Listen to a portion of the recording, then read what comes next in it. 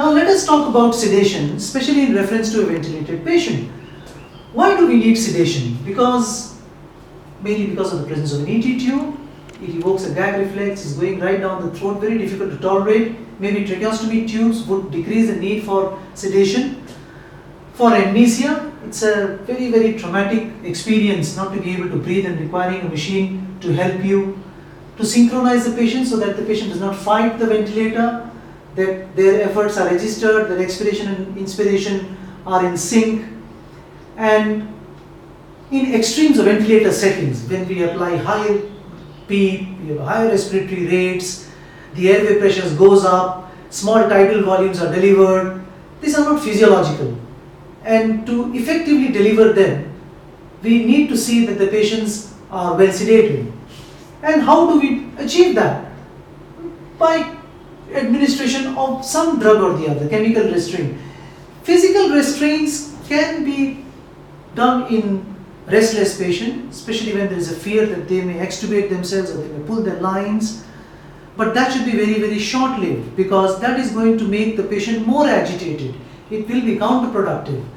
And we know that agitation increases the oxygen demands, it leads to higher cardiac rates, blood pressures, it can cause neurological deterioration. So we do not desire the patient to be restless. We want them to be quiet, which will be easy for caregiving as well as physiologically advantageous.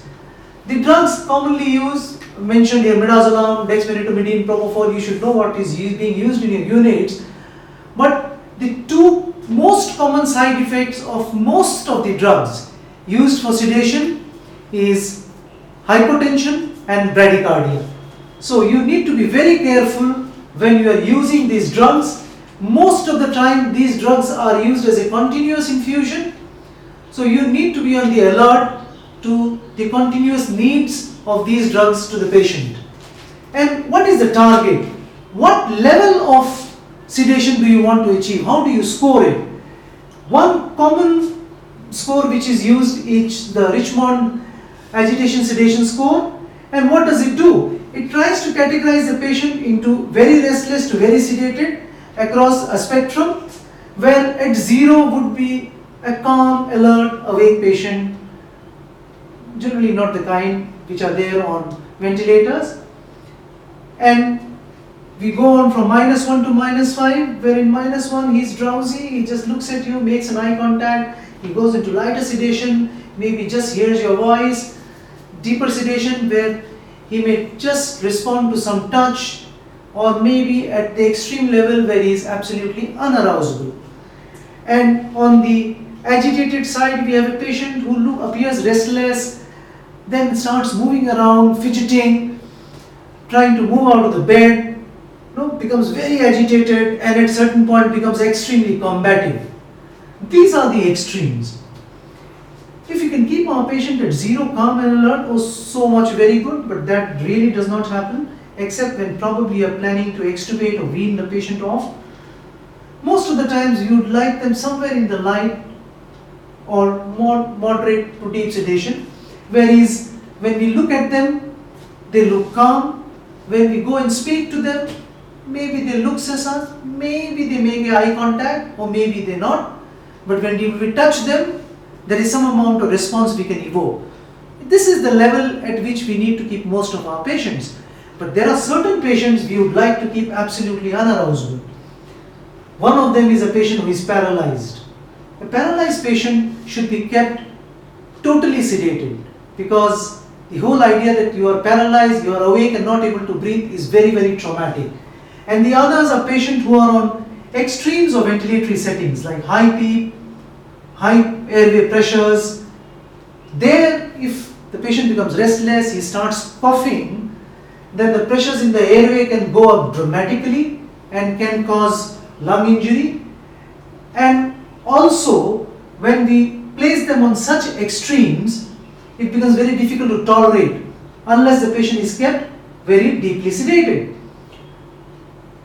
The convenience with most of these drugs is to give them as continuous infusion. It is not necessary to give them continuously. You may give it intermittently, but then it becomes very difficult to keep judging and dosing them. But still, our idea is to use the minimal dose for maximum effect. And one of the strategies that we adopt is you can assess the patient, see that they are deeply sedated, that okay, we may put them on a drug-free holiday for some maybe hours, and then see if they become arousable. Sometimes this is needed also to make neurological assessment, where we want to know the motor response, we want to know the movements that the patient is making, whether he is able to comprehend, open his eyes.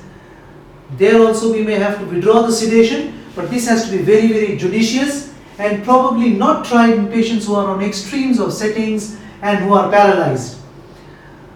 There are some patients who may be in the target sedation, but there is something which provokes them and makes them agitated. One common agitation is, I think the biggest agitation a ventilated patient has is while suctioning. He may become restless then, he may start coughing, and this can lead to lung injury. When we do oral and skin care also, when we change the position of the patient, sometimes they can become restless, they become arousable, their sedation level decreases from what they were to another level. So the assessment is also on a continuum basis, maybe hourly or whatever interval your staff strength supports you. You should be able to assess. Continuously you need to see that there are no side effects related to the drugs that you have delivered.